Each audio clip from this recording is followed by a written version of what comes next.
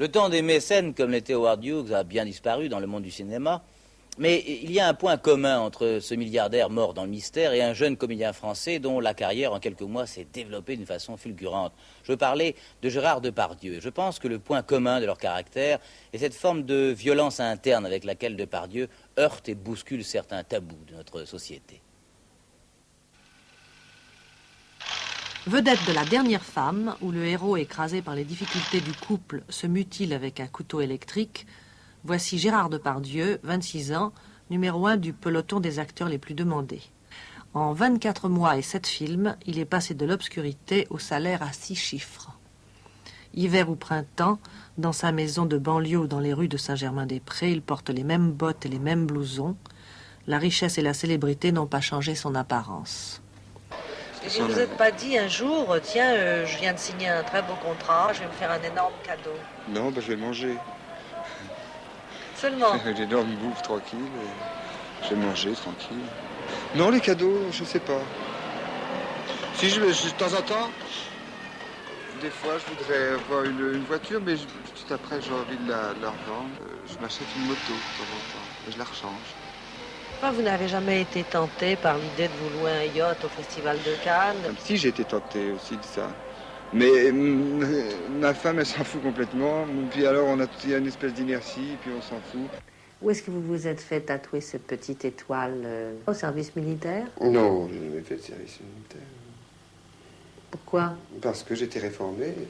X5, même. Je suis hyper émotif, pathologique. Ça m'arrangeait bien.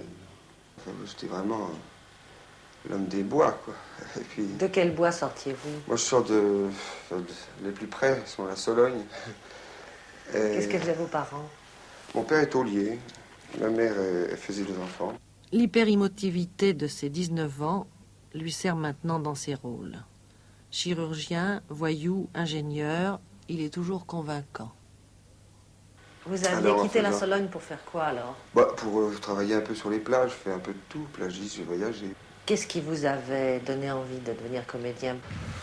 Je savais pas très bien, j'avais envie très fort de moi, mais je pouvais pas le dire. Alors j'ai commencé par en mentir. Je disais que j'étais acteur. Et puis à force de le dire à des gens, il fallait que je le fasse. Puis je l'ai fait. Ça correspondait exactement avec ce que je pouvais, avec ma violence. Il est marié depuis 7 ans avec Elisabeth. Quand il ne tourne pas, il joue avec son fils et sa petite-fille. Je crois beaucoup à la famille. Je crois en tout cas que dans la famille, on peut retrouver les joies de l'enfance et la tribu. Comment est-ce que vous arrivez à avoir une vie de famille et une vie professionnelle extrêmement remplie? Jusqu'à présent, j'ai essayé, mais maintenant je m'aperçois que c'est très difficile. Alors je vais être obligé d'arrêter pour essayer de faire avec ma tribu ce que j'ai envie de faire. Et puis moi, je ne pense pas que je sois un acteur, parce que le texte, je ne sais pas ce que c'est, je le perds la moitié du temps. Et je travaille surtout à essayer d'être disponible à l'écoute du fantasme du metteur en scène. Alors tant que j'ai eu la disponibilité et la force de le trouver, ça allait, mais maintenant ça me donne de plus en plus de mal et ça pose de plus en plus de problèmes avec justement ma tribu. Alors donc il faut mettre un frein. Ça veut dire moins tourner? Moins tourner, puis essayer, au lieu d'être le fantasme d'un autre, j'ai envie de diriger mon fantasme. En faisant quoi? En écrivant une histoire, en faisant un film dans lequel je ne jouerai pas forcément, mais en essayant de travailler avec les gens qui me ressemblent et avec lesquels on peut s'écouter. Votre femme était comédienne au départ? Elle a fait un peu, elle a fait du mime pour faire sa thèse parce qu'elle était psychologue. Et puis elle est restée, elle a travaillé avec Étienne Decroux, puis elle est restée un peu parce que ça lui plaisait, elle a raison.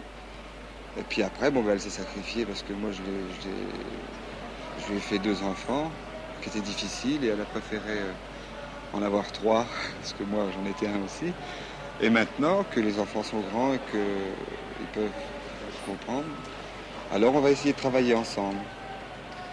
Et dans les histoires auxquelles vous pensez, il y a un rôle pour votre femme? Je ne sais pas s'il y a un rôle, en tout cas il y aura un rôle de scénariste et d'auteur et de créatrice.